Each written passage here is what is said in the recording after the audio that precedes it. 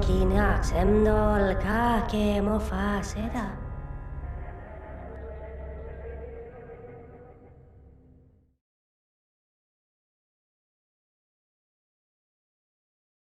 Well, good morning. Welcome to Talking in Stations, a show about EVE Online, a spaceship game.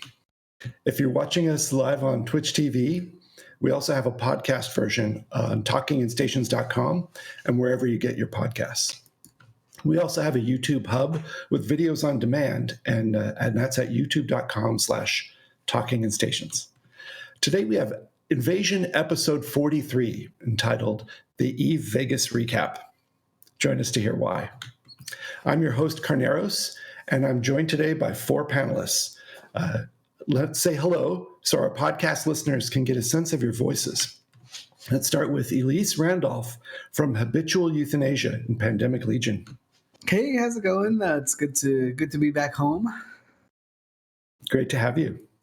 And then let's introduce January Valentine, a Talking in Stations producer. Hi, guys. Happy time zone. Nice, yeah. And then let me introduce to you, also on camera with us, Mr. Exuki Z, CSM member, and the Dark Space Initiative Scary Wormhole People. How's it going, everybody? Hope everybody enjoyed Vegas. And then lastly, not on camera, we have Exxon Fang from Fwedit in Free Range Chickens. Hello, everyone. Good morning. Glad to be here. Good morning. Great. Thank you for joining us for another conversation about spaceships. And also a little bit later, we're going to tell you about some special interviews we did on the side at eVegas that you may want to also catch. Stay tuned for that later. But first, let's take a look at our news of the week before we get into our main subject. Did any of you guys manage to catch the Fraternity State of the Alliance address yesterday? I understood they did it twice, once in Chinese and once in English in the next time zone. Yeah, we were there. Ron and I were there. January was there too. We were listening to it live, and we did a little bit of a recap afterwards. Norris was kind enough to have us listen in to his State of the Alliance State of the Coalition for Winter Coalition. It wasn't just for Fraternity; it was for all of the Winter Coalition. Oh, nice. And it was. I think the biggest thing, I guess, the biggest takeaway from it is kind of wait until the new year. They're going to be chilling in Outer Passage right now, regrouping until they find the home that they want to be in. They've made some internal changes a little bit to make sure the EU military area gets off the ground. Norris was like, "Hey, this was the big failing. FCs couldn't FC. We didn't have proper structures in place for the EU time zones." And then he did make one. Someone asked if he was going to go AFK again, what his commitment was like to the coalition, and he made a pretty big statement. He said, "For the next 3 or 4 years, I am very dedicated, and I guarantee you that I will be very dedicated to Fraternity and to Winter Coalition." Well, that's fantastic for them. That helps a lot. Huge stability factor. Any other comments about that State of the Coalition? I didn't watch it, so I can't add anything. Sorry. Understood. I thought it was pretty interesting. That was the first kind of soda that I've listened to, well, outside of the PL one, that wasn't like my own alliance. But reorganization sucks. Losing sucks. You basically have to kind of pick your guys up and say, okay, we lost, but it's not over yet. Hats off to Ron. He did an excellent job kind of breaking it down afterwards. But one thing that I really liked about what Ron said, and Ron is from Legacy Coalition, who won, and he was just being really gracious. And that's kind of, at the end of the day, that's what we do in EVE. We toast to the victors, we celebrate the victories, and for the victors, know that your time will come again. So in reorganization, there's a lot of opportunity. So if people who want to rise up, they want to take initiative, that's a perfect time. So it hurts, but there's a lot of opportunity, way more than people think. I've been there. It does hurt. That's good. You can recover. Yeah. Also on our news items, you'll see that, well, we'll leave the Upwell structures until we get to the eVegas stuff. Just a reminder, the Korean localization starts in less than 2 weeks. November 14th, it debuts. So we should see some new players coming into the game on that day and thereabouts afterwards. And CCP Homer is doing a thing there in Korea, right? Like it's in the next week or two? Yes, that was I think it was the 12th and 13th. I think it was like right around during the same event at G-Star. Yeah, that's G-Star what it is was. a big gaming event in Korea every year. It's a broad gaming event. It's not an Eve event or something like that. It's a big gaming event, and Hilmar's one of the keynote presenters at it. So yeah, they're going to have a presence. There's stuff going on, and they're launching a new product there. Basically, they're launching Eve for Korea. Well, that should be good. All the Koreans that I run into playing any sort of video games have been incredibly so much better than me. So hopefully they come to EVE Online and I can, for like 3 or 4 months, beat up on them until they get better than me. Yeah, my organization has a pretty good relationship with Siege Green, which has a lot of Korean players in it. So I'm really excited to see how scary they get in the coming months. Nice. Their location in the world time zone is good. So this is a good thing. And then another news item coming up. Last week we talked about the surprise announcement from Snuffed Out that they're going to be disbanding and winding down operations and sort of splitting up. This week we saw some troop movements happening. I call them troop movements, but we saw people dropping out of Snuff and joining other groups, such as We Form Volta. If you were watching the Dotland, you might have seen the Alliance movements chart going up and down. I think we might have a snap of that somewhere. Nice. Thanks, McLeod. He reads minds. And you can see there's always some up and down happening at any given moment. And a couple hundred doesn't normally mean much in nullsec. But a couple hundred in lowsec is a significant movement. So we're seeing some stuff happening. Yeah, the big winner seems to be Volta, right? So Volta is a wormhole group. They live in Thera. They picked up Elitist Ops, formerly of Snuff, and before that they were in PL, and way before that they were in Goonswarm Federation. And so yeah, those nomads have picked up one of EVE's most storied corps. If you saw CCP Larrikin's presentation at EVE Vegas, their stream, their live, had a list of like the top killers in EVE Online, and Peanut Smash was one of them. He's the CEO of Israd. So Volta picked up a gem in that one, and they look to be poised to be pretty scary moving forward, actually.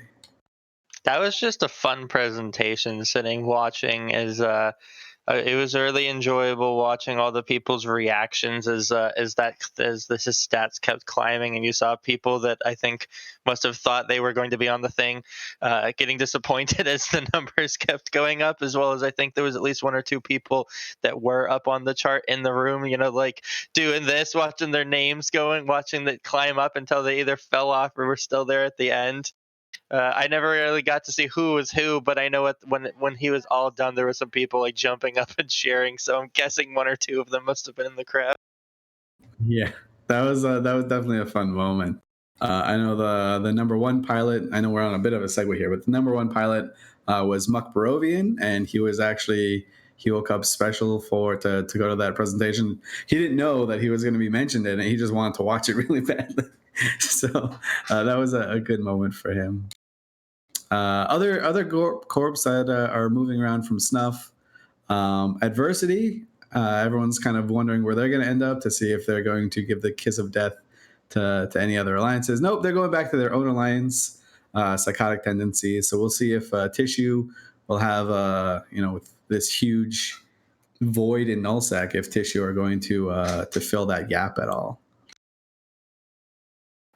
On another interesting note, I heard that Snuffed Out was fire selling a lot of their Citadel. I know a lot of them went to some of the corps in Snuffed Out, but I heard of a good portion of them being sold off, even to people that were traditionally their enemies. Speaking of fire sales, there was a humorous thing this week. The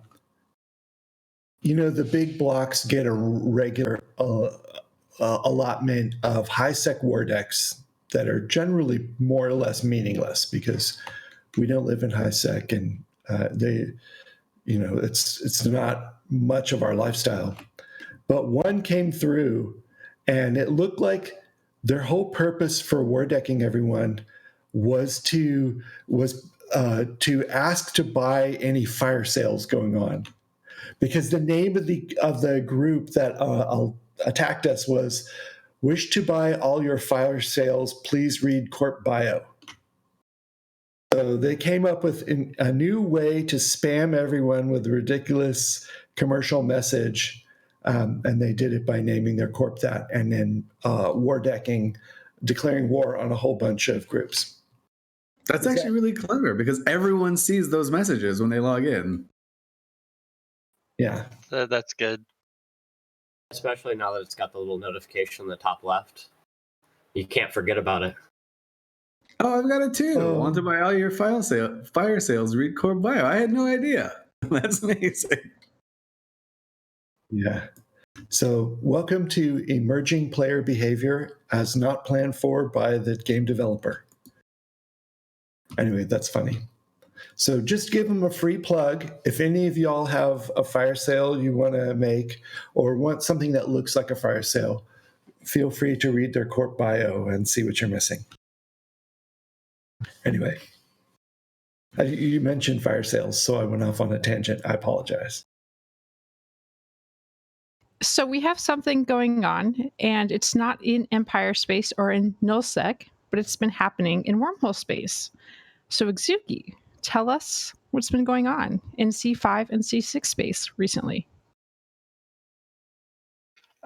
So it's kind of everywhere, not just 5 and 6, but I guess so. A couple people asked me about this at Vegas too, because I think a couple of them might have trickled out into K-Space. But so there's been a lot of evictions going on, and so I'm not sure this is necessarily a big new thing. I mean, if you so specifically, we're looking at Inner Hell, and if you go and look at Inner Hell's kill board and you just look at structures, you'll see that they've kind of always been burning down lots of Fortizars, usually 2 to 3 a month.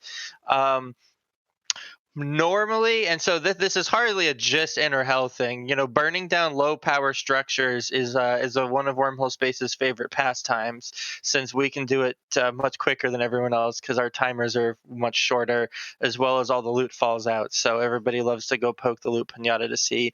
But the last couple of months we've seen somewhat of an escalation in that some not necessarily small or dead corporations have been getting hit. It kind of started back over the summer. In August, the Mighty Beans, which is not to be confused with Pandemic Horde, it was a Wormhole corporation that flaunted their wealth a little too much once they lost a Chemosh that they were using to shuffle fuel between structures, and that died.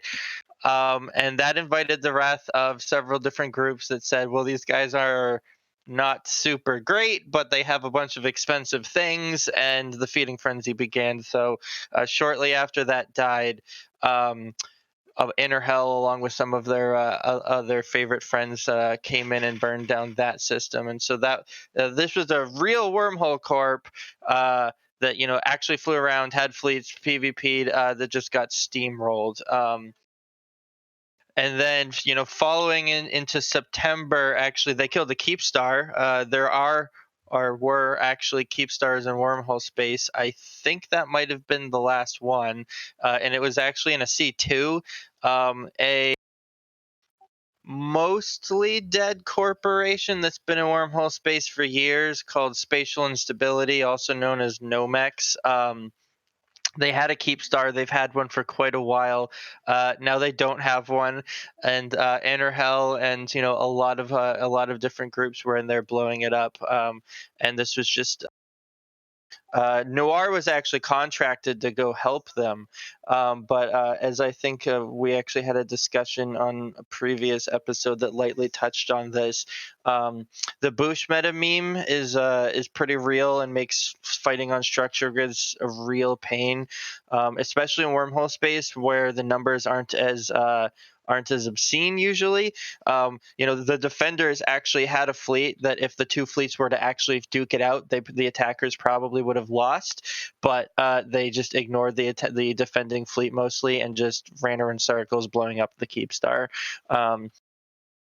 I'm not sure if we're going to see a big change to that. I mean, I'm hoping that the boost change is going to make those fleets, I'll say, less common. You can still do them, but I think that we're raising the boost meta to a level that is a little more proportional for how effective it is. It's going to actually require a little more work on the fleet's behalf.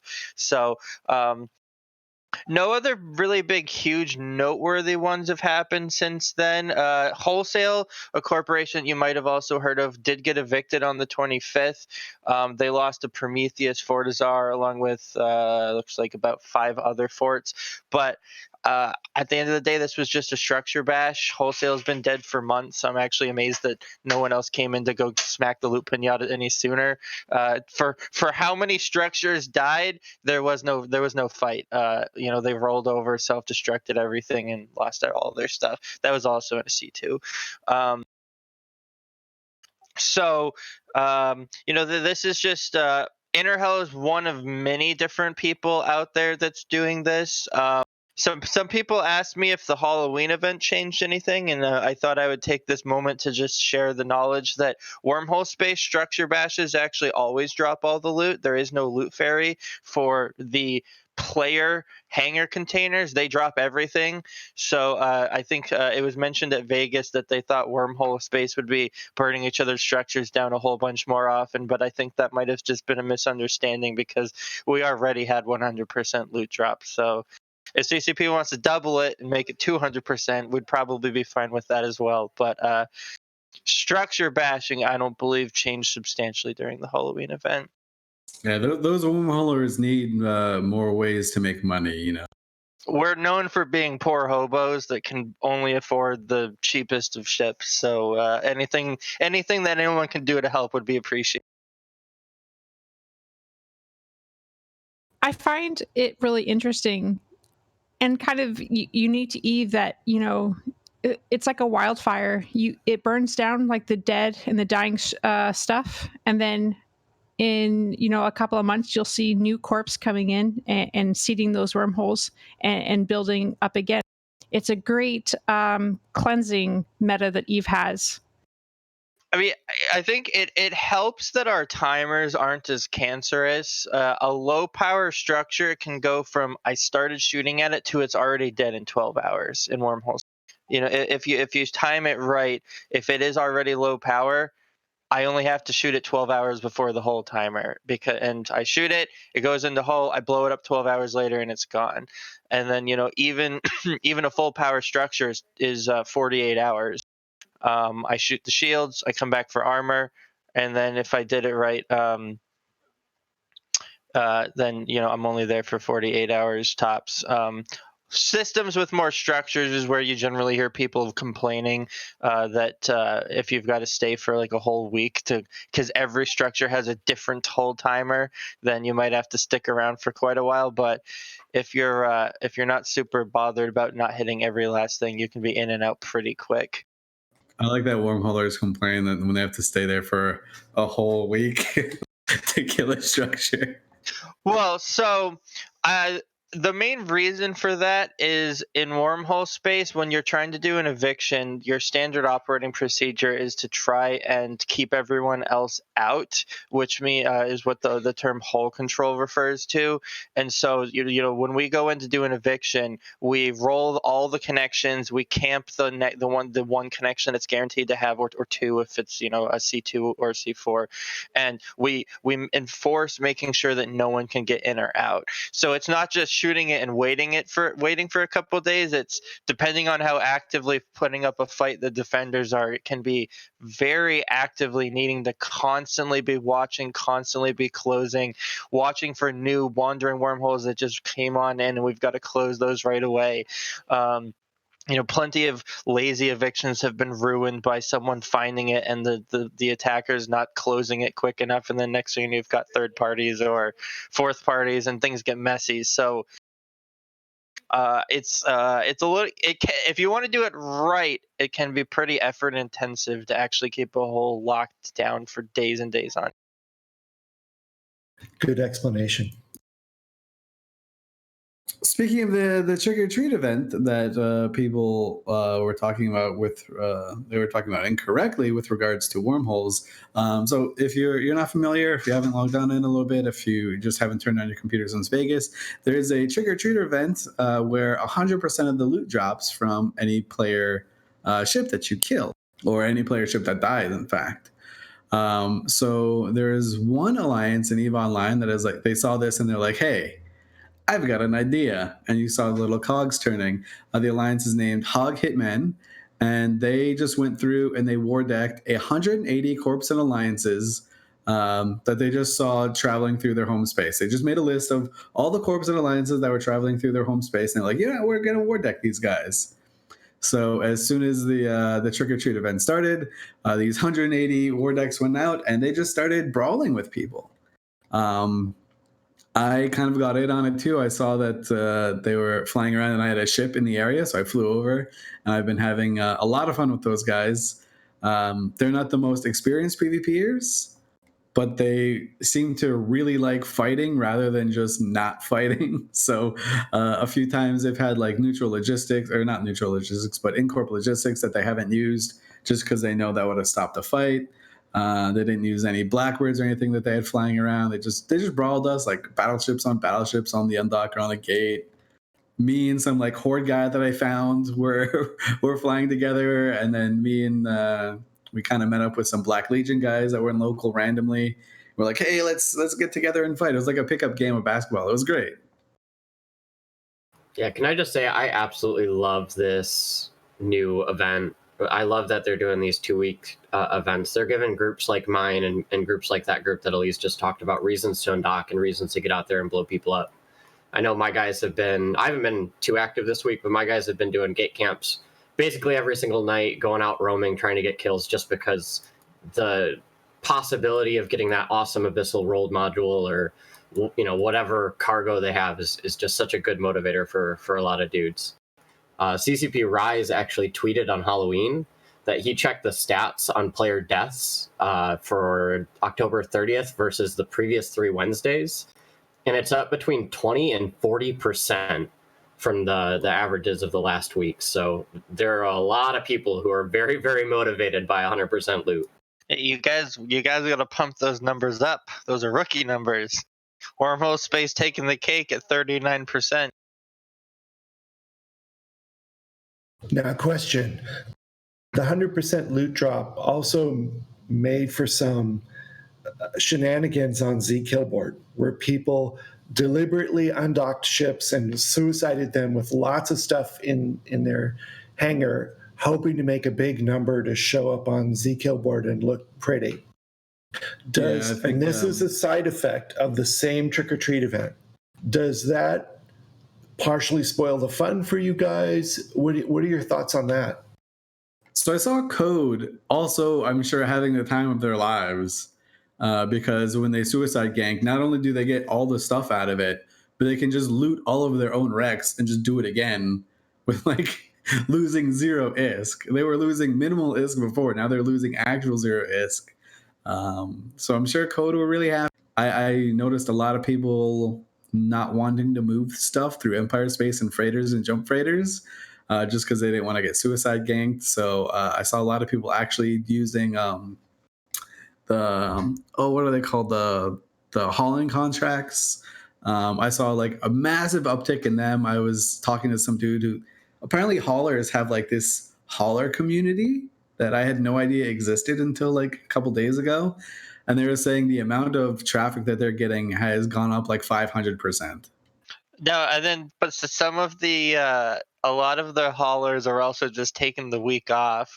We've got some people that have alts or are participate in like Red Frog Freight or PushX, and they're like, I just sat back, I'm like, nope, not doing it, just because of how low the bar to be worth ganking you has gotten during this event. So there's a lot of people that are just kind of sitting back. But yeah, they said the same thing. Everybody's like, I don't want to move my own shit, so I'll pay someone else to move it. And even some of those people like, I don't know, as soon as that collateral gets a little too high for people. And there's certainly more tornadoes out. I was flying back and forth around HiSec last night on some fleet stuff, and like we kept noticing how many systems had tornadoes sitting on them, even the ones that you wouldn't normally see them, because of the you like 0.7s and 0.8s had even gank crews just sitting on some of the gates. So everybody is everybody's just trying to get their piece of the pie. Yeah, I honestly really like that. The ganking playstyle and community has taken so many hits recently that to have this bone thrown to them, I think, is such a good thing for the game. And I also really like that people have been, kind of flexing their wealth or their materials that no one uses anymore to inflate their kill boards. I mean, any EVE veteran is going to look at those and know immediately that, that's not a legitimate kill or whatever. But it's fun to see what everyone's trying to do to get that number as high as they can. It's like a high scoreboard on an arcade machine, You always want to see your name at the top. Also, one of the fun parts about the thing is the wrecks are shaped like pumpkins for all the ships, with one exception. And I think the art department just completely forgot that Chugalavian battleships existed. So I got so used to looking for these pumpkins, and I had just killed a Leshak, and I was like, where's my pumpkin? I don't see a freaking pumpkin anywhere. And some other guy came, looted the wreck, and warped off before I could even see it. Because I was just like so smooth-brained, I couldn't find it. I actually have a prediction surrounding this event, but I'm going to talk about that a little bit after when we go into Rise's presentation. Okay. All right, let's go. What else is news out there? Okay, great. Let's go into the main topic. Sometimes it's fun to just be a ninja. Okay, so the main topic today is to look back at last weekend's EVE Vegas 2019 and look at the announcements that came out in the keynote, in the panels afterwards, in the drunken moments in the bars, etc. And then actually there were a couple things that came out in the press over the course of this past week, such as the clarification on grandfathering. So let's start at the beginning here. January, you made such great notes for us. Thank you for that. So let's go for it. January, you start us. Oh my gosh, where do I start? This Vegas was very interesting. There was a lot of expectation and weight coming into it. People were undoubtedly not very happy with how things were going in multiple areas of EVE, and they were looking for Vegas for some guidance, just information on what CC plans were like. Do they even feel what we're feeling? What is their response? I tried to keep my expectations neutral. I knew that there was not going to be some groundbreaking Jesus feature like a massive structure update or nullsec update. I knew that wasn't going to happen. So I was just I was just going to sit down and just, be hopefully surprised or not. But I was actually very positive walking out of the keynote. CCP does feel us. They feel the veteran community. And one thing I really appreciated about Rise was Rise and Burger were like, you guys are the core of EVE Online, the veteran community, the people that have stuck around and trained new players and suffered and built your empires and lost them and rebuilt them again. And so what they want to do is change the way that updates are coming out. Instead of, let's say, January, they're going to be like, hey guys, we're going to break structures and we're going to do all of this and it's going to be totally awesome. And when July rolls around, they're like, sorry, we can't do this anymore. It's not working out. We had something coming up. So what they have decided to do, and this is something Rise is spearheading with his team Talos, is small updates every 2 weeks that have little changes that aren't massively game breaking. It's little development time, quick rollout time. And I think Matterall put this great on the Declarations of War podcast. He said, EVE is a puzzle and we've all figured out the puzzle. So what they're doing is every 2 weeks, they're going to shuffle the puzzle up and give it back to us. So I really like how there's going to be more ship balances, because I know every FC in the game, when they see a ship balance, they immediately throw it to their PIFA people and say, make this work. And they figure out a new meta, and then that gets used. And then, 6 months later, when they do another ship rebalance, they're like, they do that again. And so having this every 2 weeks is going to be such an invigorating opportunity for a lot of people to rediscover ships, rediscover mechanics. And honestly, talking with Rise after his presentation, talking to people after that, I think the community is really behind all of this. I feel like a lot of people were really relieved and excited. So, would you say that that you left Vegas with a fairly positive feeling then? Oh, absolutely. Because No Vegas, hangover. Vegas, I think was important. The CSM spent a lot of time talking at CCP to help make sure they understand that they can't afford to bomb Vegas, because I think, just like you homed in on, there's a lot of people that are already upset. They're not super happy. I think that what excitement we had when Hilmar announced the Age of Chaos fell off pretty quick when they actually weren't moving very quickly. And what they did, I think a lot of it was missed. And so we said, you've got to get out there and you've got to put out a good positive message, but you can't just get up and tell people, here's a whole bunch of stuff we want to do, right? Because I think players are also sick of hearing about stuff that they want to do. Because it's easy to get Burger or Hilmar or Rise to say, here's a bunch of cool stuff we've thought of. And then we say, well, you gave us a cool presentation 6 months ago and 0 of those things have made it into the game. And I think Talos is going to help. I don't think it's a solution to the entire problem, but I'm really glad to hear that I've seen and heard a lot of people that are cautiously positive, I think, about it. The big thing being like, all right, so Rise got up and said, here's all the stuff we're going to do. Are they going to actually get to all of it is the big question. And also, I think when Hilmar announced the Age of Chaos back in August, I think that's when Talos should have started. He said there's going to be stuff breaking every 2 weeks, and we're like, great. And then we only started to get that now. So I think it'll be exciting to watch. Well, what I dislike more than not having a prolonged update, or like a very long delayed update, is having something introduced and be so broken, like the Sweeple, and just broken for like years, and then like 3 years down the road they get back to it and they're like, oh yeah, this was really over OP and we're sorry that everyone that had to suffer with it, we're gonna fix it now. And that's it's so silly in my opinion, but I honestly was like really, I could tell Rise was super nervous about this. You know, he was basically staring down a room full of the veteran players that had felt neglected for such a long time. And he's like, we feel you. We're sorry. We are going to do better. And we're not going to tell you that these things are coming out. We're going to say, look, this is what we were planning. We're going to try to get them out as soon as possible. Yeah, there was huge hopes going into eVegas. I know dozens of alliances that were holding their like State of the Alliances and figuring out what they're going to do next. They're literally waiting until after eVegas just to see what would happen.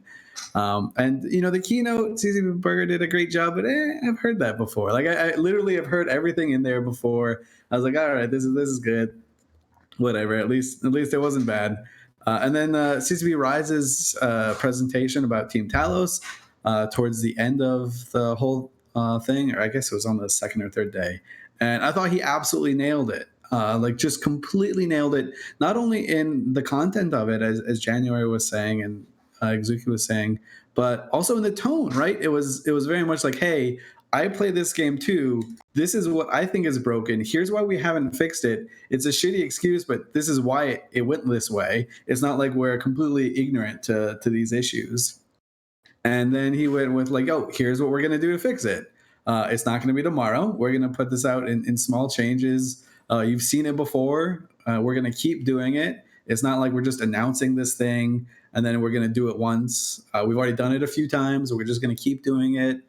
So I thought he absolutely nailed it. It restored completely my faith in the state of the game, right? And it was all because of the tone.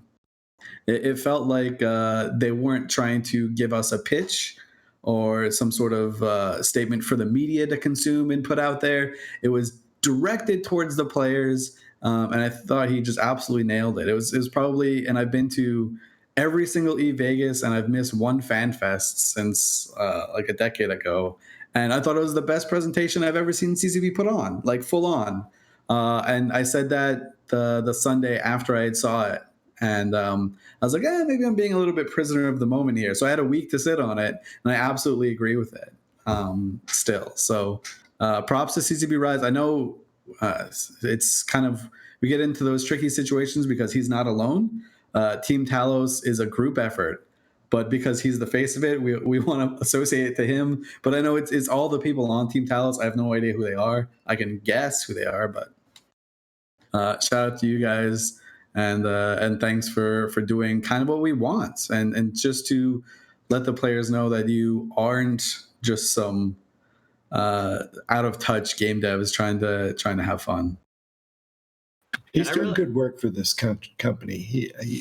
I hope they recognize what they have in this gentleman. And I hope those mean little Icelandic Yule elves take good care of him this Christmas. Yeah, for sure. Yeah, I really like the way he presented too. He talked fast through a couple segments of the slides and had some really interesting stuff on the slides for just a couple of seconds. And I thought that was a really nice touch. Specifically thinking about like the Titan Mutaplasmid or the hint about the Munin nerfs coming or the autocannon buffs potentially coming. I just want to say that it took me 5 tries to get a screenshot of the Munin with the red skull on it. So we're going to show that a little bit later. I just am like really proud of myself now because it took me forever to do it. Yeah, and I think the people in the floor really, really appreciated that. I heard a ton of laughs on the convention floor during that. It's one of those things where it's the tone. Like they know that's the most common kind of broken one. That's super, I don't know, just dominance, right? And the one thing, like after the presentation, I expected everyone to be talking about the Triglavian Dreadnought, which is huge. It's like big news. They get a new giant Dreadnought that's kind of broken, maybe. But no, everyone was just talking about the presentation itself. Well, not everyone. There were a few people talking about the Dread. Rise also mentioned that while they were making the Triglavian Dread, they realized that they kind of broke the stacking penalties with the ramp up for all the entropic disintegrators, which is the weapons that the Triglavian ships use. So apparently the ramp up was giving itself a stacking penalty against the damage mods, the entropic radiation sinks. So as a result, when they fix that for when Right. the Dread comes out, all the trig ships are going to be a little bit stronger as long as they have one heatsink fit. So Because the trig good job. ships, the trig ships are known for being too weak, so it's a little bit more damage is I'm sure will be well appreciated. Yeah, that 5-10% more damage will be needed. Yeah, if we could spend a moment talking about the Trig Dread, I think one really important aspect of them is that since they're going to be made out of T1 Triglavian materials, that it's going to put a lot more pressure on the already very much pressured Abyssal market, which is where the T1 Triglavian materials come.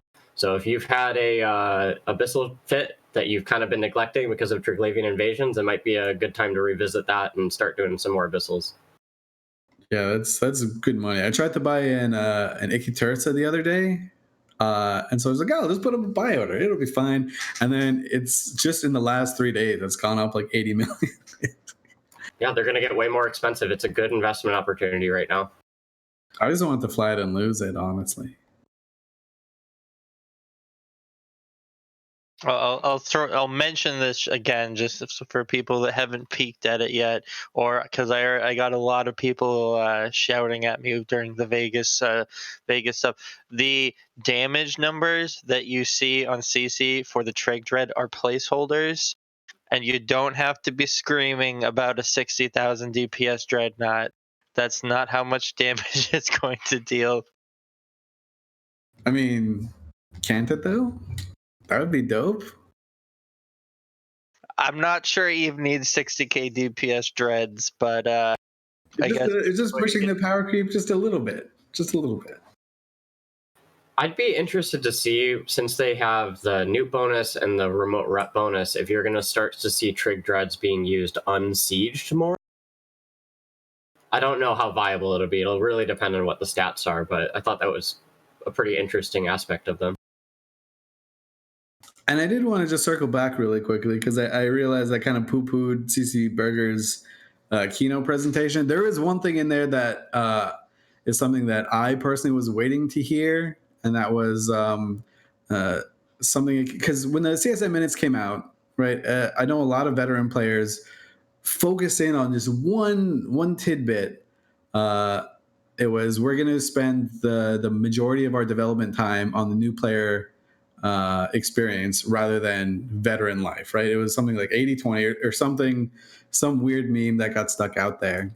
And I was like, man, I know it's out of context, but it sucks to see that, right? So he went out and he actually said, you guys are the veteran community. We understand more or less that the best new player retention that we've had has been with the veteran players, right? You guys have made all these groups, all these resources and stuff like that. So obviously we're going to be paying attention to you. I was like absolutely waiting to hear something like that. And I was glad that it kind of came through. Yeah, and one of the things that was mentioned in the roundtable for CCP Ghosts presentation was that they are looking at the first few hours right now, but once they kind of wrap up work on that, they're going to be moving that forward and start tackling, the first week or the first month. So things like faction warfare, which are more like an hour 30 activity, might be getting looked at. Maybe it's 6 months, maybe it's in a year, but they're definitely looking down that roadmap. I was sad to miss that presentation. The reason I did, not because I was hungover from the night before, no, because we were there bright and early at 9 a.m. doing the Talking in Stations live. It's because I had a presentation at the same time about the history of Eve's ships, which was very fun to give. I think it's going to be up on YouTube sometime this week. They mentioned, unfortunately, when I did all the slides and stuff, it came out to be about a 2.5-hour presentation that I then had to chop down to about an hour. That I then rushed through towards the actual thing. So it was a little bit squashed together.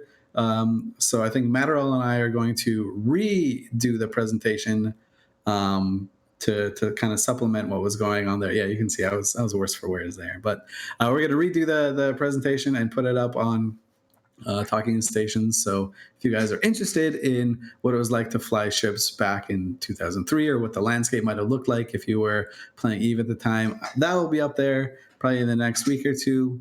It was really, really fun to do. I don't mean to toot my own horn or anything, but it was so fun looking at old Eve videos from between 2004 and 2008.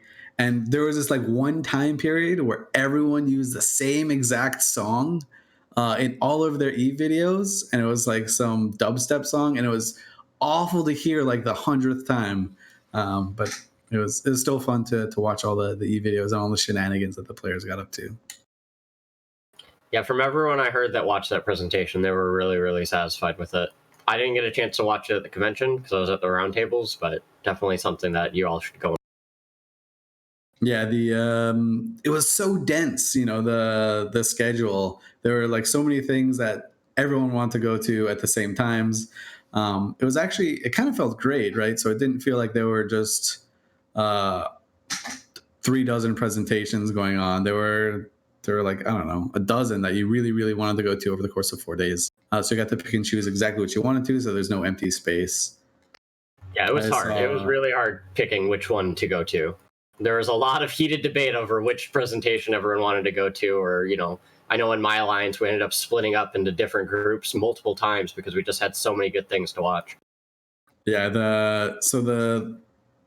they changed venues for this last official eVegas. It's not the last eVegas, the last official eVegas, and they moved it across the street to the Flamingo, and the venue itself had just these long hallways, right? And so what I would do is I just like chill out in the hallways, and I would just watch people walk back and forth between all the presentations that they wanted to do, and it was really fun. It was a good way to see everyone, just because there's no other way really to do it. Ambush hallways. It's like, some Stargates that everyone has to go through. I like it. Yeah, I was definitely camping the Tamacate for sure. So let's go through some of these changes. One of the ones coming up is that you can't put upwell flex structures too close to a protective upwell larger structure. Now, I'm probably not saying it perfectly. The flex structures include the Anciblex jump gate, the Tenebrex Sino beacon, which we call the bug zapper back home because so many people die on them. And there's one more, the Sino jammer, which doesn't make as much sense anymore as it used to, but it's still useful in a lot of situations. You can't put them. You used to be able to put them within 500, just outside of 500 kilometers of an Asterhus or a Fortizar, or if you're rich, a Keepstar. But now you have to move them farther. They haven't yet said how close all of the different rules are on them. So you can't quite plan yet. They haven't said how close the Tenebrex and the Anciblex can be to each other, or how far they have to be from a planet, or how far. I mean, they haven't given us all the details yet, so you can't go do bookmarks yet. But they've let us know that it will roll out in November, and you'll have 30 days to move all this stuff before it suddenly goes dead. Yeah, all the goodwill that CSB got from the Vegas, I think all the industrial types are now ready to wring their neck. Because they have to start moving all of these things and make all new bookmarks and go, oh, gee. I'm glad we don't have space. The sooner CCP can give all the details on that, though, the easier you make the job for these strained, stressed logistics personnel. So that would be appreciated. Hint, hint, hint, hint. Yeah, I really feel for those guys that have to put in all that work, but at the same time, it's the price you pay for having that those powerful tools. You pay actually several other prices too, but yes, it's good. This should make it a little bit easier for people who want to camp some of these structures to come in with a very low investment and low risk and camp these larger organizations in ways that they like to do. Let's just hope that then they don't decide later to nerf the Doomsday on the Keepstars because they lose too many cheap campers on the Anzalexes. Well, here's the thing. Hitting one of those gates, we can trigger a fight now. It's either you come and fight us if we're bothering you on these gates, or you lose access to your jump bridge. So I really enjoy that aspect of it. Yeah, it's really good in theory, at least, right? So back when jump bridges were all on the POS, what you would do is if you wanted to harass like a group going that was making use of those, you would either camp the gate that was between them, easy, low-hanging fruit, or you would take bombers and you defang the POS of all its guns and scrams and stuff, and you just sit there camping the jump bridge itself and wait for some guy to pop through. And usually that got a response. After some poor hapless people ended up dying, but so this kind of sort of brings it back a little bit. I don't know how it's going to be in practice, just because of how the Anzalblex functions and how home defense fleets kind of are right now, right? So if you could put the Sino within warp range, or like the Sino beacon within warp range of the Anzalblex, if a small group is harassing it, they're gonna quickly realize they don't want to be harassing it anymore as the Umbrella fleet just drops upon them. Yeah, I think that's good though. We were talking in Station's public Discord a couple of days ago, and Harvey Skywalker brought up a really good point. It's that if you want to defend these things, instead of having one person docked in a citadel, fire a DD or use the Fortizar guns or whatever, you have to actually get people undocked in space in ships to defend against these. And I really think that's good. Anything that's going to put more people in space is good for the game, in my opinion. Well, that works in your time zones when you're active. But these structures are vulnerable at all times. So if you have a time zone when you are not active, when literally all you can really do is wake up some logistics guy in the middle of the night and have him go gun the POS, sometimes that's your only option. So these people can come every night while you're asleep, reinforce it, and every day you can go back and defend it, but every day you have no jump bridge. It'll be interesting to see where the balance of that kind of lies, if they adjust any of the mechanics to make it a little bit more balanced in that regard. But at the same time, if you don't have people to undock and defend it, do you really deserve to have it? I don't know. I mean, they're stupidly strong. That's the thing. So I guess this is more throwing the pendulum in the other direction rather than letting it gently glide down. So it should be very interesting to see how it plays out. You know, I could see, as Carneros is saying, if there's like a big move up or if you have a big timer going on, getting someone to knock out one or two or three of these the night before might give you some help. Which is, you know, it goes back to what the meta was like 10 years ago, right? That's what people would do the night before big timers. They'd go and defang these jump bridges. I remember them going in the night before and setting up POSes on any unoccupied moons to block them, and all kinds of horrible logistics stuff that they used to do to prep for these big battles. What else was talked about? We know they're going to do changes to Bushes and Bosons soon.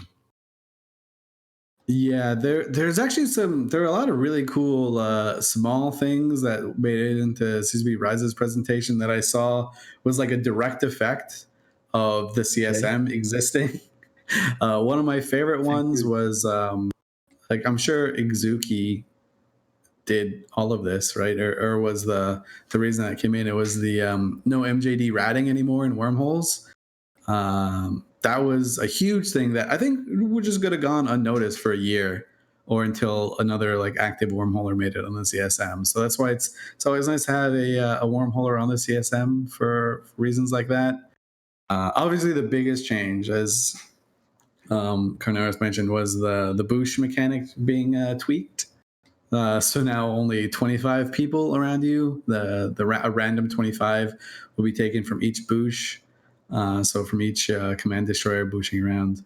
I know a lot of people were very happy and a lot of people were very upset because, you know, the people that are upset were like, hey, there are counters to this mechanic. Why are you nerfing the only way that's easy to play around caps and stuff like that, and the best way to fight around citadels. Why are you nerfing me when there are counters? Jeez. But they, as Exuki was saying, even in wormholers are using this mechanic, and it's so oppressive and dominant. And sometimes that's what CCP does. They're like, hey, I know there's a counter to it. I know you guys have figured it out. But here, bonk, take this monkey wrench, figure something else out, break the game in another inventive way. And it's kind of throwing the gauntlet down to the players. And I'm sure the players will rise to that challenge because they always have. Yeah, I've got really mixed feelings about the boost changes. Even for like a small group like mine, spearfishing just isn't really going to be the most possible or the most smart thing to do anymore. But I think we might see some more interesting doctrines where the idea is just to boosh on top of the enemy fleet and not necessarily spearfish or chase them around on. So we'll see. I'm interested to see how FCs will use it and how strategies will change to continue to do some of the things we're used to seeing with those kind of ships. I hope it turns into 24 guys or 24 ships just trying to spearfish and just always just grabbing the FC every single time, because you'll always have it. That's what I hope it devolves into. It's probably not, because it seems reductive and bad, but yeah, the target selection on the booshes are random though. So if you boosh in and they've got even 2 dudes, you can't guarantee that you're going to get one particular guy, or if you're going to bring all of your fleet members with you. So you're going to have your guys really on the ball, ready to like ECM burst and ready to boosh once they land in if they end up getting left. Yeah, it does seem like it's going to be a tool relegated to small and medium-sized gangs rather than fleet type operation. It also sounds like something you're going to have to practice a couple times to get the hang of it. But definitely. Yeah, and that's where people were kind of upset. They were like, hey, this is like the highest skill cap PvP we have. Why are you getting rid of this? Like, you're making the game easier, blah blah blah. But it's is it really the highest PvP skill cap though? I mean, it's hard to do right. It's easy to do wrong, which is my favorite part of these type of doctrines. It's easy to completely get just destroyed doing it. As Initiative found out when people started copying them, I'm sure they were very excited for like a year before people figured out the right way to do stupid fleets. Yeah, I've whelped my share of snatch fleets and boosh fleets. One thing Rise did say is that he was really impressed by the creativity that people have used or have shown by using these ships. He said it's one of the good examples of something that does really well for what it is. And so these changes, as he pointed out, the initiative sieging Rage last year was that, yeah, there may be counters, but it's very oppressive and it's very hard to do right or counter these guys right. So I think there's going to be more counters for the Jumpy Raven comp than the Stuka comp. So Stukas are really popular. There's a good reason why they're really popular. So I hope these changes don't really affect that gameplay so much, but I am kind of looking forward to what he said was they're going to kind of rein in the ability for a fleet to move infinitely around on grid. And I like the change of the randomness more than just changing the time that the cooldown time or lengthening the cooldown time. I think that's just going to make it, just add a +1 command desi to fleet. With this change, it's more random. You have to think a bit more, work on it a bit more. And that's what I like. That's what I like CCP doing, instead of just going for the easy solution where people are just going to put another person in fleet or another alt in fleet. They're going to actually have to think about this and use this a little bit more wisely. They got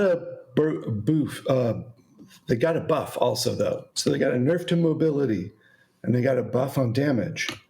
And by buff on damage, I mean they got a new bomb type coming that's specifically for anti-capital use. So Stukas didn't just get nerfed; they got a couple tweaks to them.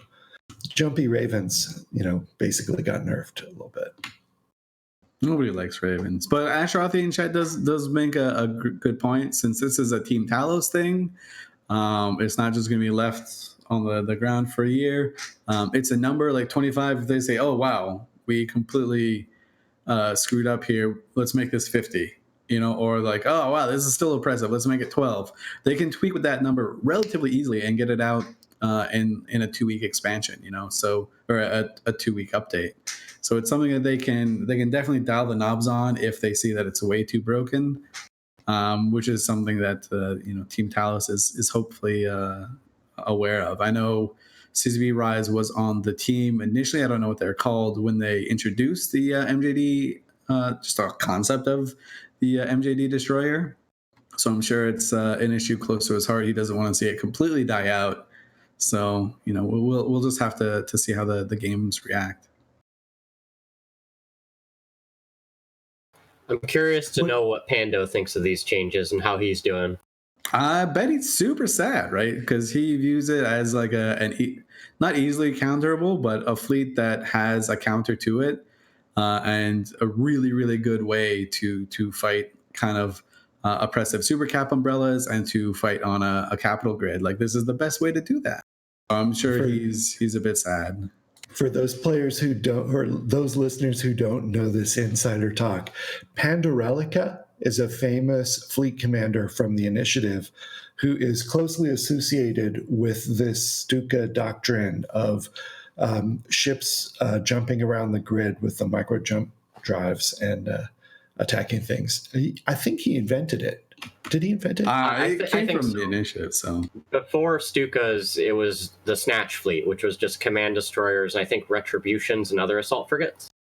I can't remember if there was another like DPS ship that went along with them, but as far as I'm aware, he was the first person really widespread using them.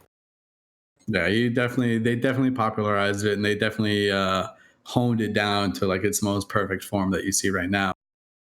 And it's now part of the Pando brand, so to speak. It's like we identify him with this fleet doctrine. It's fun. Yeah, that's one of the things in EVE that I love, when you come up with a doctrine or a way to fly. So you get to name it, right? So you got to give it this name, and now everyone in EVE Online refers to it by the same name.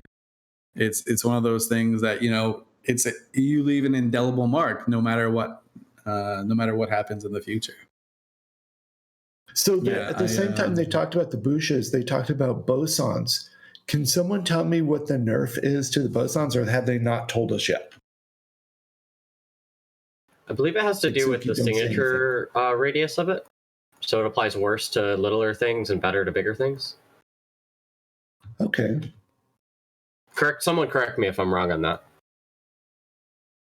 It's Ash's saying. I don't use bosons very often. I don't know. Nice cover. But Ashtarothi saying in chat that bosons are getting a huge sig change, so now it won't kill battleships. I mean, it makes sense, right? I think a major complaint we've seen on Reddit, at least, and I'm sure in other places for quite a while, is insert null group here, dropping a boson titan that just laser beams an entire small gang fleet, and there's not a ton of counterplay there. Not looking to get into an argument of whether or not that's okay in of itself. I'm not a Titan pilot, and I actually don't think I've ever been boson before while roaming around a null either, but I see that complaint all the time. So it's still a strong weapon. It's still going to decimate capitals, which I think as a Titan, that's probably what its role should be, less about destroying smaller support fleets or gangs and whatnot. I mean, I don't know if that sig radius change means enough that it's still not going to kill frigates, since they still have not a ton of VHP, but it's probably less oppressive than it was before for smaller dudes. I did hear from someone that did a little bit of theory crafting, and apparently you can still boson some anomalies and kind of just boost it all in one shot. So that area has not been completely nerfed. I don't know, maybe he was wrong. He was just doing some napkin math, which is what you see a lot of outside of these presentations. You see the theory crafters all go like, oh, get a pen and paper and try and figure out what this what the implications are for a lot of the use cases. We Well, a have couple of years ago, they came out with a whole set of new Doomsdays for Titans, and that's when the bosonic field generator was introduced. And at the time, players interpreted this one as this is what you're supposed to use when you have multiple small opponents. That was how I interpreted it at the time. Now I'm guessing you're supposed to use the Reaper. It's a little bit trickier, although there's a nice tutorial on YouTube if you need help with it. I think Killer Bee did it. It was very helpful. Am I interpreting that wrong? We're supposed to use a Reaper now? We'll see what people end up doing. I have a feeling people are just going to use 2 bosons, but I'm a bit cynical. Who knows? So we have some clarification from McLeod, who's talking to us behind the scenes. He says Snatch Fleet was armor small ships, but not bombers. And Stukas were created for a way to apply bombing on grids that were heavily bubbled. So a little bit of differentiation there. But I wanted to say that Rice kind of quipped that they changed the boson signature radius one to combat, bosoning a fleet running through a system, and also to kind of change Titan ratting a little bit, and he was fine with both of those. So I thought that was just a little, very nice little point of wit to close that statement off.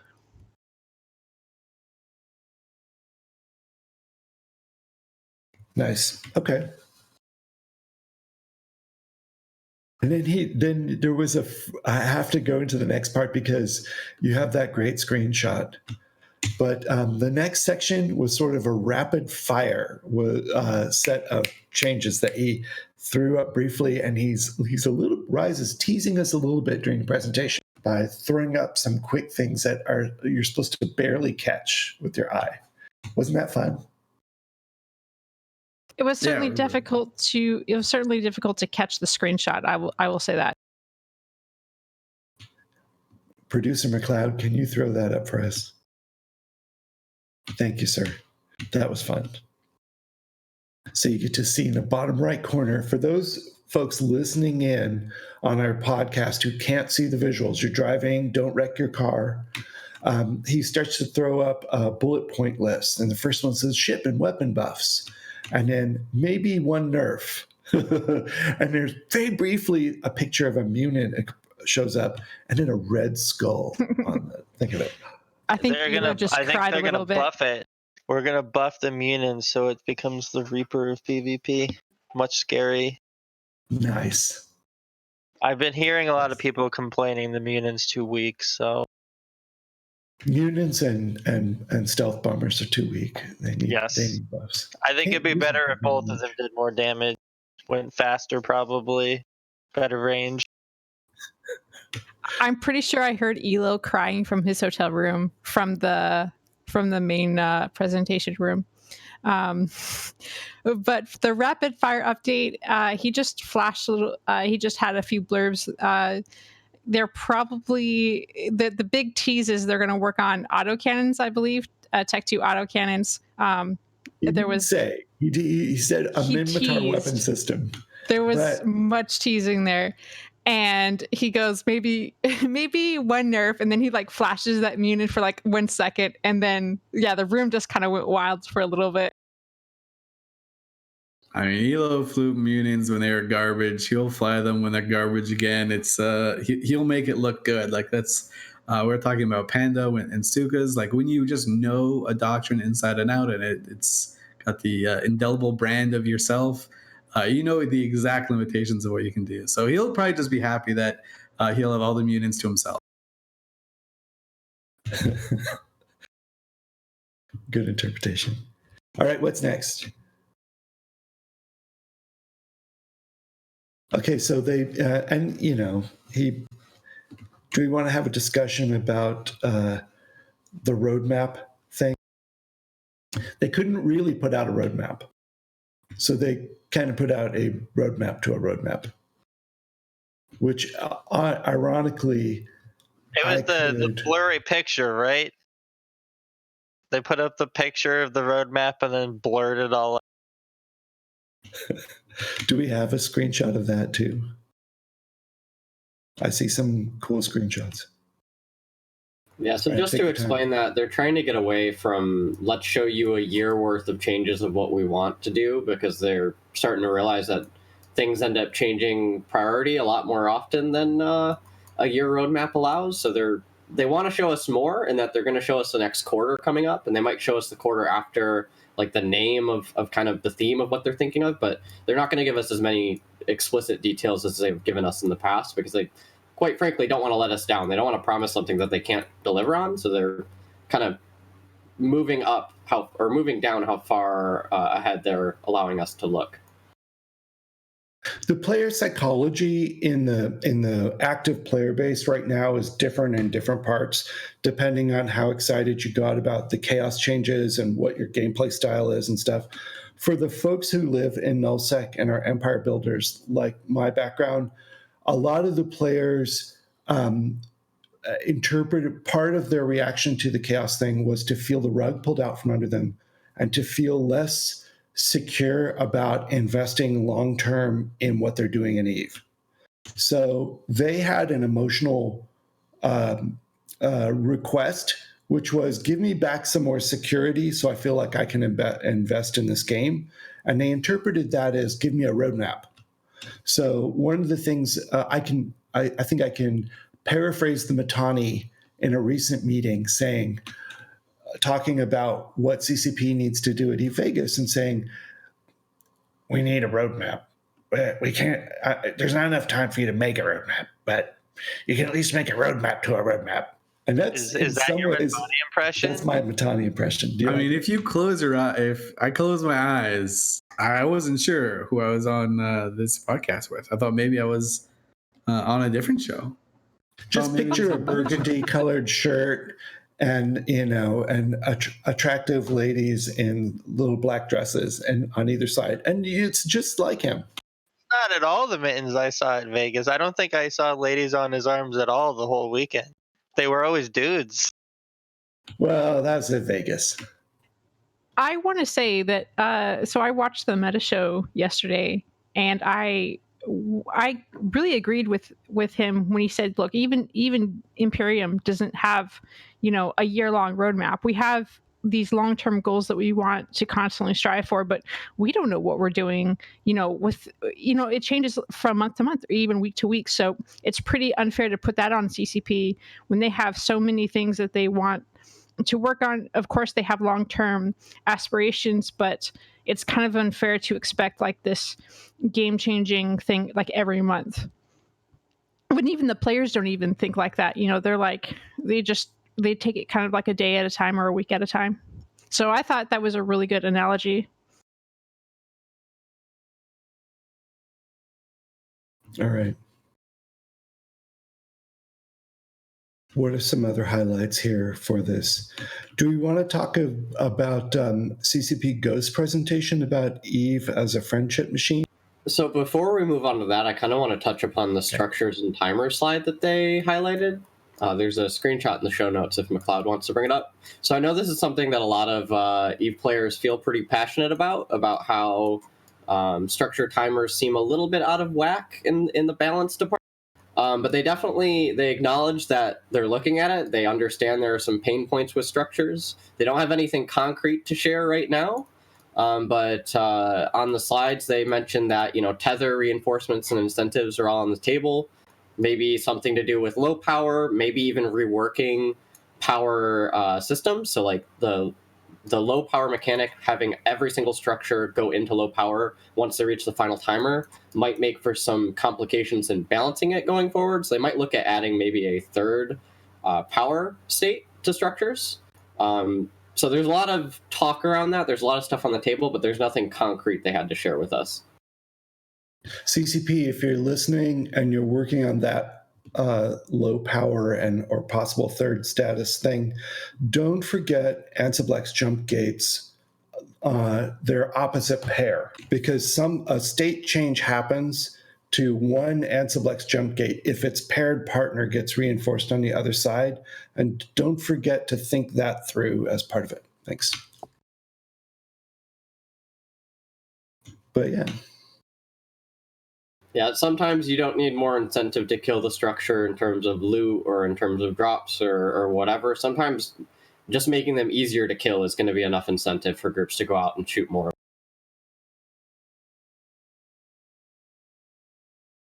And like Rai said, this is not something that is they are actively looking at it, but they have no concrete numbers. So they just kind of want to give us. It was part of the thing where he kind of wanted to reiterate, yes, we understand that structures are very difficult for a lot of people in a lot of aspects of EVE Online, and we're looking at it. We just don't have anything that we are happy to roll out, so we're not going to roll out anything. We would rather do it right the first time than just have this iteration that is not helpful for anyone.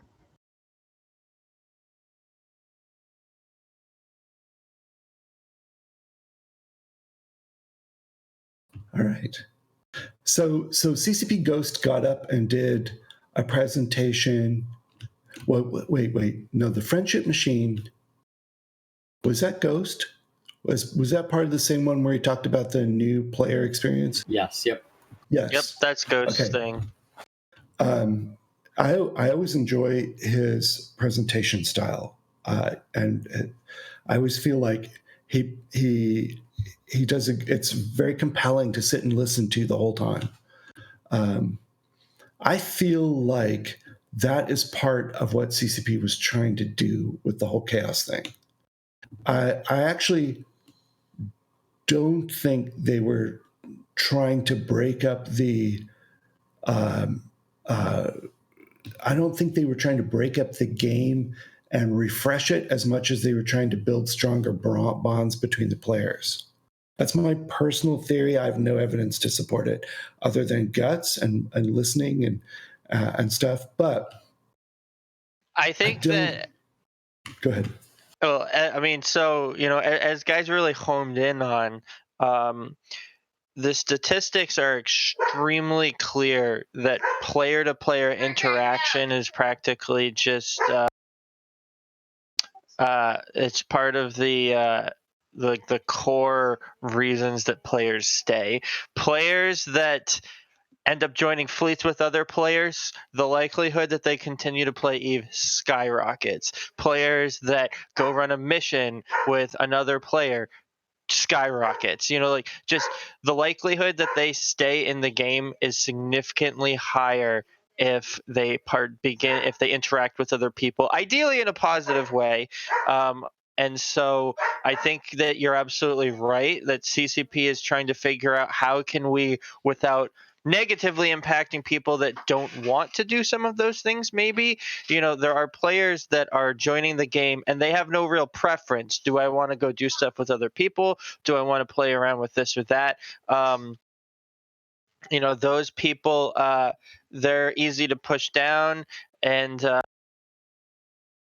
if we can get them playing with other people, everybody wins. Then there's players that maybe really don't want to, and we want to make sure that we don't force them into playing games, because I'm sure everyone has played a game at some point where it's like, here, you have to do something with so and so, and it's just but you're spot on. CCP is trying to figure out how we can get more new players bumping into each other in a hopefully organic and interesting fashion, so that so that they're actually out there meeting each other and ideally staying in the game longer. Because I'm sure hopefully everyone also agrees that everyone wins if we have more players joining EVE and staying in EVE. So I know a lot of people have concerns on the 80%, 20% thing.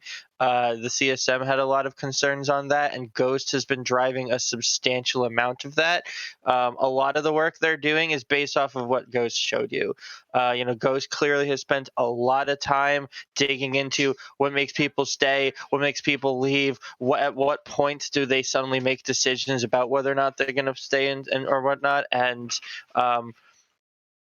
I was not on the CSM for any of the prior NPE work, but if I could just toss in my 2 cents on this, from what I've seen and understood and talked to people about, of all the times CCP has tried to improve player retention, this is probably the best guided attempt they've ever had. whether or not it will work, only time will really tell. And we'll have to wait and see what else CCP has to roll out, since they've got more than I think they showed at Vegas that they could have shown. But they've spent the year working on it, so there are things coming down. I would kind of argue, and I talked to Ghost about this after his presentation, that what we do here in Talking in Stations is very much modeled after what happens in Eve. Is people are come together over a singular idea or multiple ideas, basically in a singular space, and we bond over that, and we form friendships, and we find common ground. This is a place where enemies and friends can sit down and have conversations. And I feel like it's definitely turned into this, kind of, it's not like a corporation or an alliance, but something very similar. And so I'm just really proud to be here and to have this environment where we can sit down and talk about spaceships with people from every single walks of EVE Online. And I think that's something Eve has done very well, and therefore we in mirroring that have done that very well as well.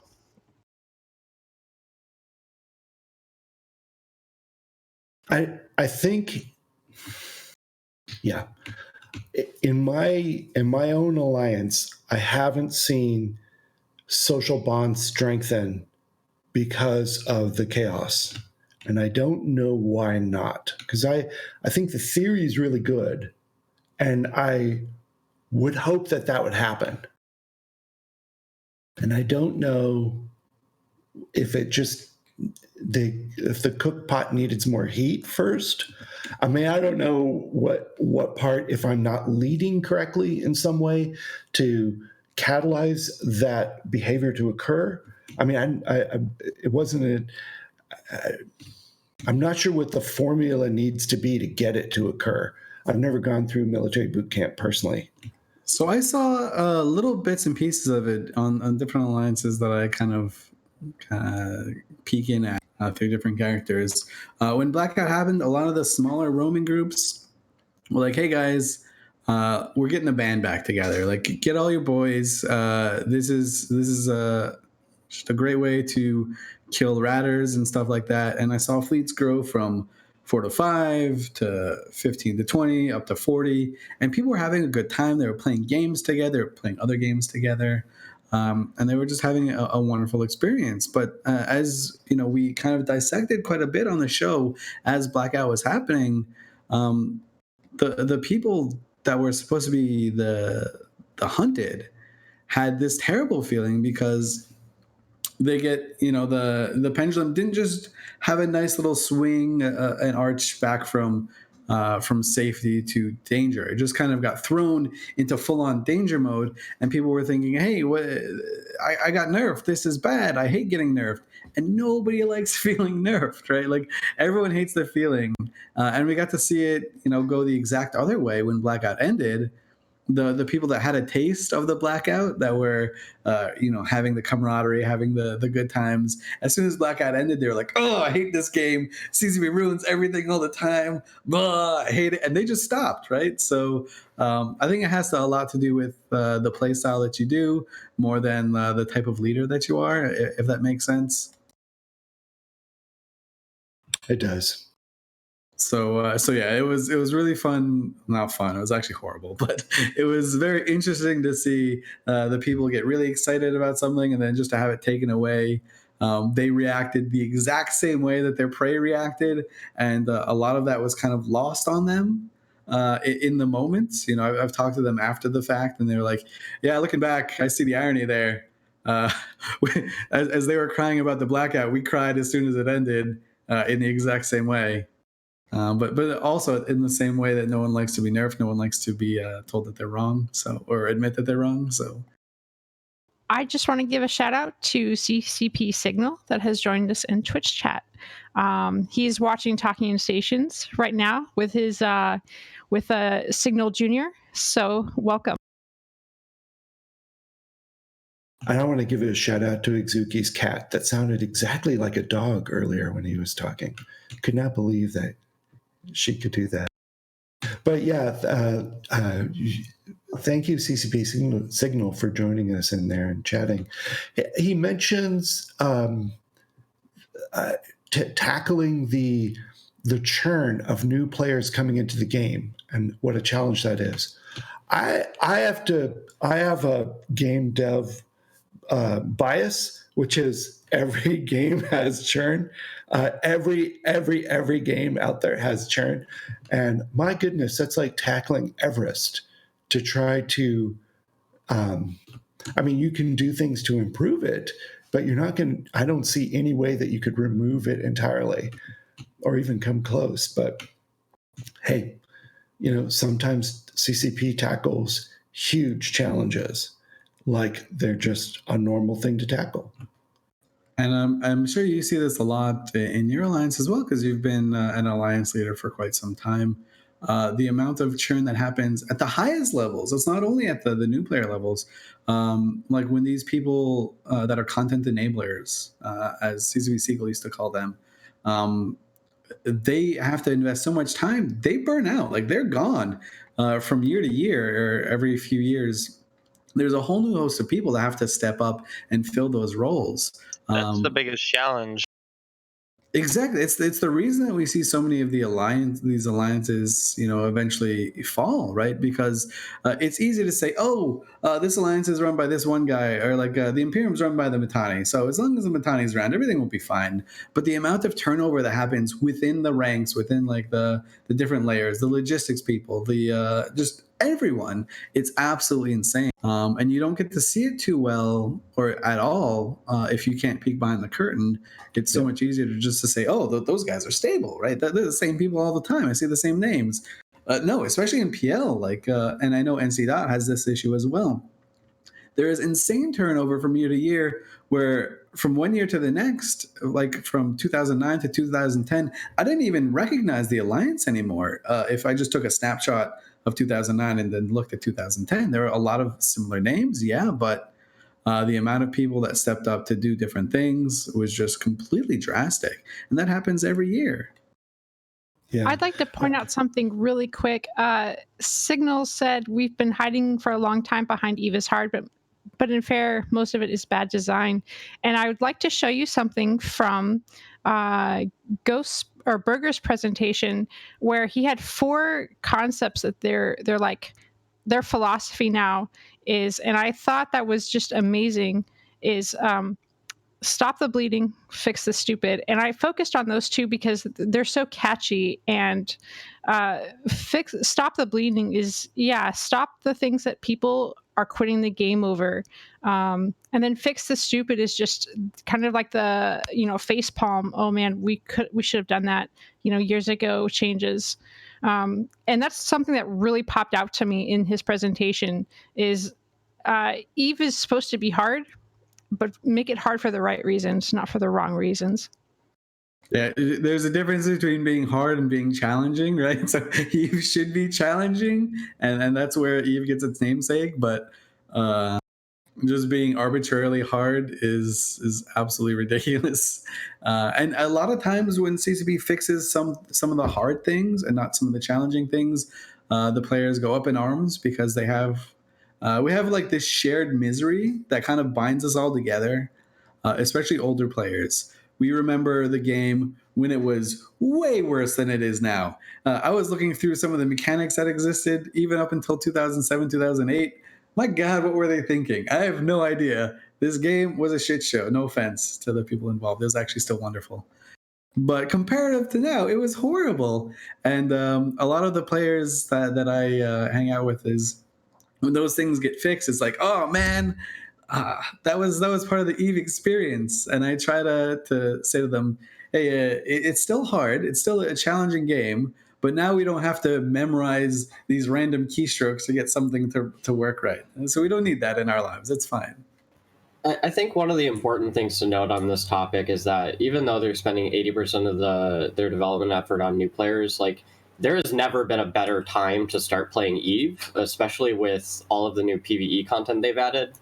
Like Abyssals are such a great way to learn how to fly your ship, and Triglavian invasions are a great way to learn how to fly together with other people. the new players that are learning the game right now are going to be incredibly scary a year or 2 years down the line. Yeah, when the Abyssal sites first came out, I was fascinated by them, and I grinded them like basically day after day, and I got the same like sensation in my hands, like a little bit of shake, a little bit of like, oh shit, what's gonna happen, as I do when I PvP, and it's very similar. Part of it was because of the unknown.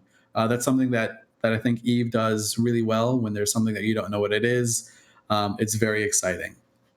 And part of it was like legitimately tricky to figure out what these NPCs are going to do, figure out how you're going to position yourself, and to do it all in 15 minutes without dying. So can imagine like a new player that his only interaction with PvE is Abyssal Dead Space. That person's going to be insanely good at tons of stuff. Like they're going to understand concepts like tracking. They're going to understand positioning. They're going to understand like threats like webs and scrams, and which are more important to get out. It's really a good way to learn and a good way to teach. And I had a few years ago, I had a great conversation with CCP Seagull, which again, if you're afraid to go to any of these Eve events, one of the coolest things is you can just walk up to someone that works there, no matter how high or how low they are on the totem pole, and you can just have a conversation. Like January was saying, you could just walk up to CCP Ghost and be like, hey, how's it going? And it's not like they're contractually obliged to talk to you, but as long as you're not stinky, they'll happily talk to you. So I had a great conversation with CCP Seagull at the time, and she said, imagine if we tried to put missions into the game now, the Jeter riots that would exist. Like imagine just this is a pure hypothetical, but imagine level 4 missions, level 5 missions, they didn't exist in the game. This completely safe area where you can farm ISK, relatively completely safe, where you can farm ISK and you don't really have to do anything, and it's like super formulaic and easy to do. Imagine that CCP wanted to put that into the game now. The Jeter riots would be absolutely insane. So trying to put new stuff into the game that's engaging for the players as they grow is such a challenge. And I think Abyssal sites don't get enough credit for it.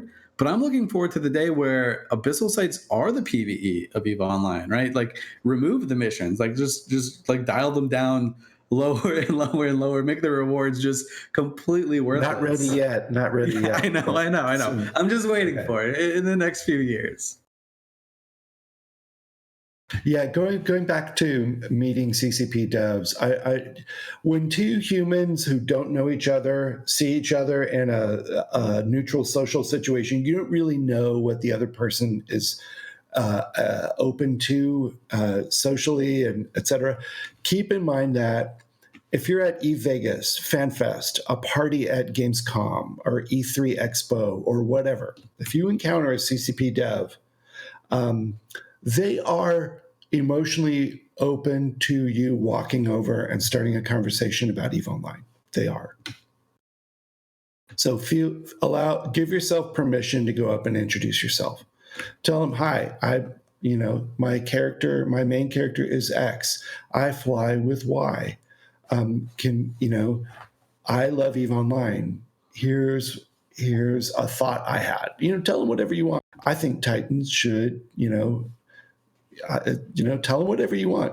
They'll talk to you about it. Yeah, and that's the thing that's always that's the reason I've been playing EVE for going on 15 years, right? That's because that part of the game is so special and so unique to EVE. I have a few friends that went over to BlizzCon, and I was like, oh, so you do get to talk to your favorite developers? They're like, we get to watch on screen. We get to watch from the crowd, but I'm not walking up to that guy. Maybe it's just the type of people I was talking to, but it just seems completely foreign to them to just be able to grab your favorite designer and be like, hey, let's have a beer, which happens literally everywhere you look at any EVE meet ever. Yeah, one of the most satisfying things is having a good discussion with a dev about that, a wide-ranging topic, and you see them pull out their phone and jot down a couple of. Yep. Or maybe they're just playing Pokemon, but it feels good.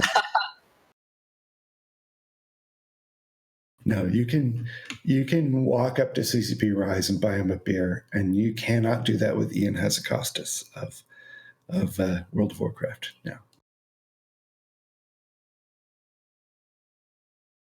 All right. By the way, while we're talking about CCP devs for a moment, I want to point out something really. The Talking in Stations team who went to eVegas, not me. I was stuck in a hospital the whole time. But January and Matterall and some of the folks did some wonderful interviews that are posted. They're video interviews. I think the podcasts are out now for them. And they're short. They're short. If you're not making a long commute, you can listen to, maybe you can hear them all in one commute. CCP Helmar, CCP Orca, who has the one of my old roles from before and more now, because she's promoted, head of marketing and sales. CCP Ghost has an interview. CCP Muppet Hunter, really cool. Don't overlook that one. Don't think, oh, that's a goofy name. No. Listen to that one. That guy is really cool. I've never met him, but I know who he is in the industry, and he's got a great background. And he is a really, really great addition to the CCP team. I tip my hat. CCP Rise has an interview. CCP Rax, whom I'd never heard of until this. Very cool. Check out those interviews. Well worth your time. I remember I had run into Matterall as he was like running between doing these interviews.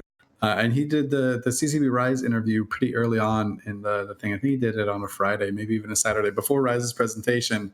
And he was like, I think he might have given us too much. Like, I think he might have said too much on this one. So I'm afraid to publish it.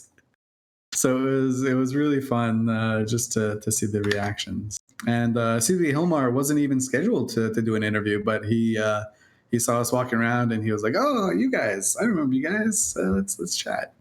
So it was really nice. But from the reaction I got from people who listened to them, people were very shocked and very happy by the CCP Muppet Hunter one, as you had mentioned. I know we're not supposed to rank them, but if you only have time to listen to one, maybe that's the one you choose. Because you've heard CCP Hallmark talk, you've heard CCP Rise talk, maybe you haven't heard CCP Muppet Hunter talk. A big thank you to Skeptic Nerd Guy for filming all of these. And we have them all in a YouTube playlist, so you can autoplay and hear all of them at once. If you want to put this on your phone or something and then have your commute. So my understanding is that CCP Muppet Hunter also happens to be the boss, the direct supervisor of CCP Rise. So good to have in the back of your head as you walk in and watch that one. Or listen. I think he actually Rise reports to Paradox, and then Paradox reports to Muppet Hunter. That might have changed with Talos, but because Paradox has been one of the big people that's been pushing and talking Talos, so I think that's because it's one of the teams he's running. But I could have gotten confused. It also probably doesn't matter. Yep. And he was at Vegas too. It was fun chatting with him a little bit. We should have got a Paradox interview. Jeez, guys. We'll get him one day. All right. Next time. Okay. One of the things that we like to do at the end of the show, instead of shout outs, is things you might not know. And we go around the circle and see, and we try to tell EVE players something you might not know about EVE. Maybe it will help them with their gameplay. Maybe it will fill in a little cool past history or something like that.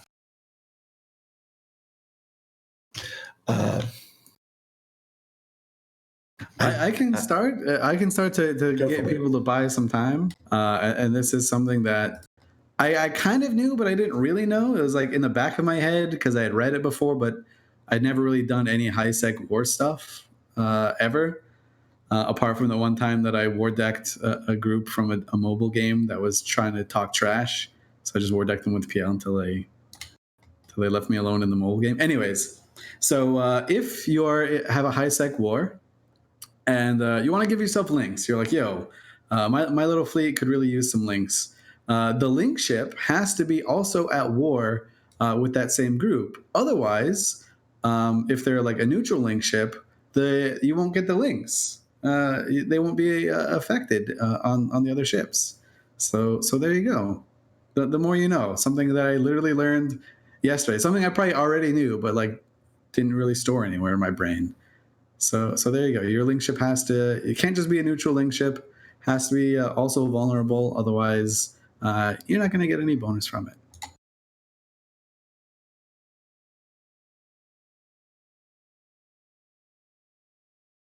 Guys, I bought you a whole bunch of. Okay, there. All right, I'm going to do one. I wasn't really prepared, but I'm going to do one.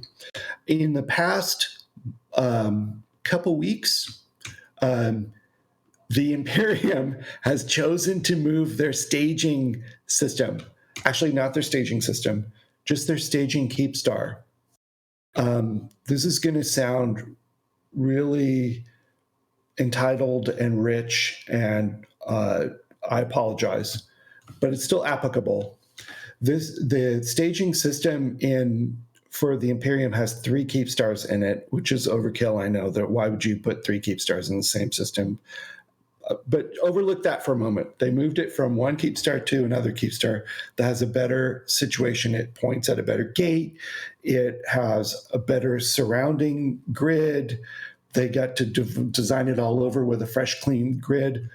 If you are no offense to anybody, but if you are like an OCD logistics guy and you want your grid optimized and maximized and you don't want anything to be out of position, it's actually really hard to go line up all the stuff again and do it again.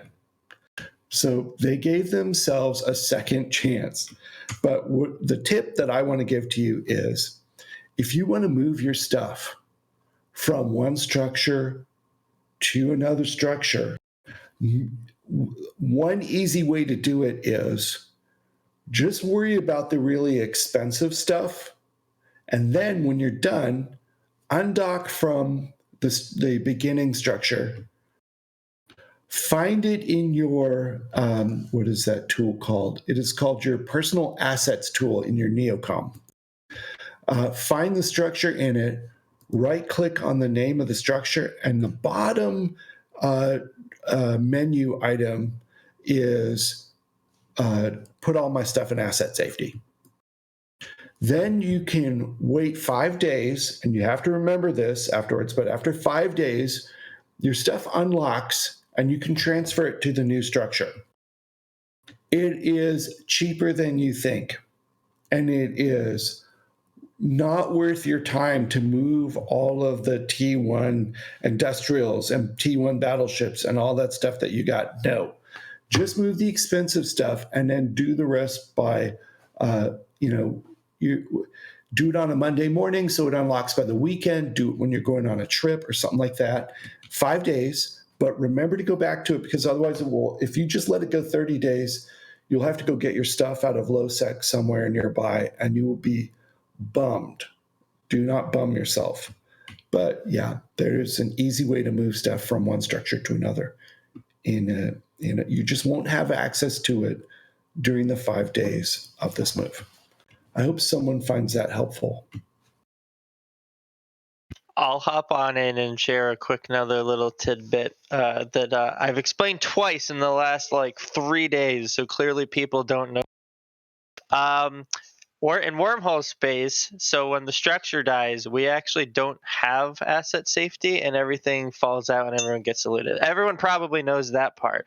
But what maybe you might not have known is if you get assets stuck in a structure in wormholes, because I can't push it to asset safety like you can in K-Space if you've lost access to docking into it, you actually can just poop it right out into a can right on the structure whenever you want and just grab it and leave. So you can go to a structure that you cannot dock in, go to your assets, spit it out into a hangar container, grab it and leave. And that's how they do it in wormhole space, and people didn't know that. Wow. We had someone that recently got their carrier stuck in a Fortizar in random not us space.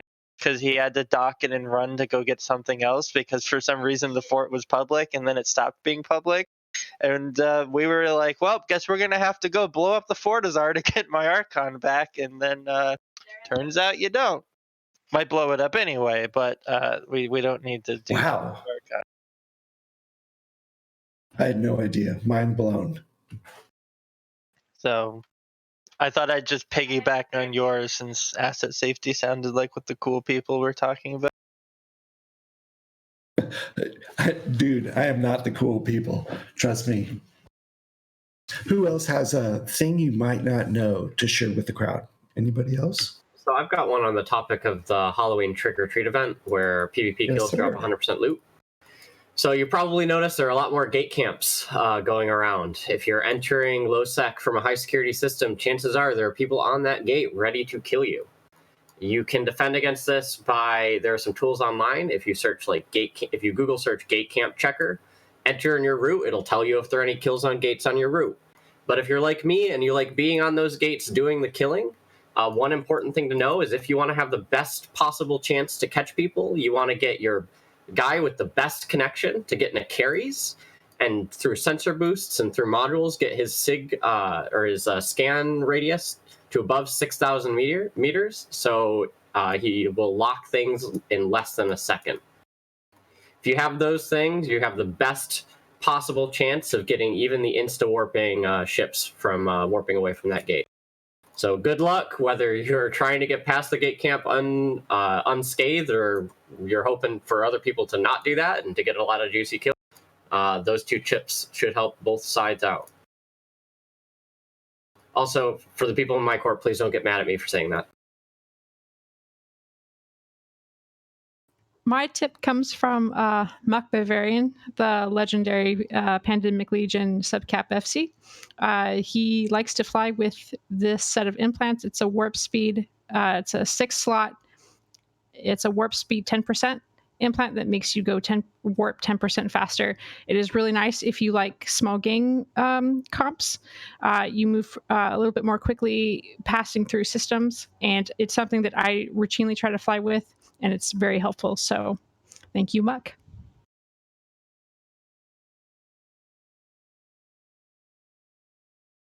I'll jump in and share another quick thing. It's Eve related, but it's not an Eve tip.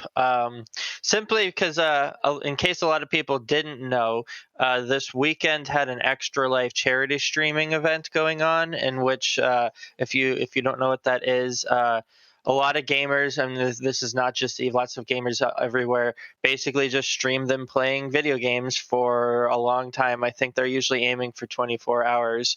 My first reaction when I heard this was, you can get paid for playing video games for 24 straight hours. But not just that, but you can get a bunch of money, and it goes that you can be donating for charities. So this is just, we have it up on the screen here, but Darius was one of, I think, many streamers that were streaming this past weekend, and he played Eve 20, or I think it was just Eve. He was at least streaming for 25 hours, and all the money donated to the stream is going to Extra Life, which is a fantastic charity that's helping out kids that are children's hospitals to help get them equipment so that people that are stuck in the hospital can play some games to help pass the time. I believe specifically children. So easy to get behind. Nobody's fond of kids in hospitals, but if we can give them video games, maybe they'll be slightly happier while they're sick.